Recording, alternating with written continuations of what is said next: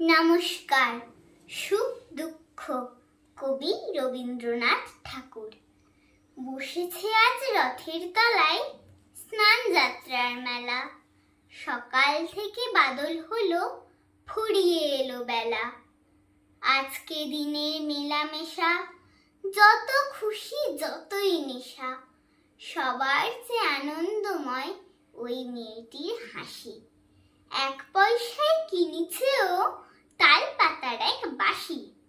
বাজে বাঁশি, পাতার বাঁশি, আনন্দ স্বরে।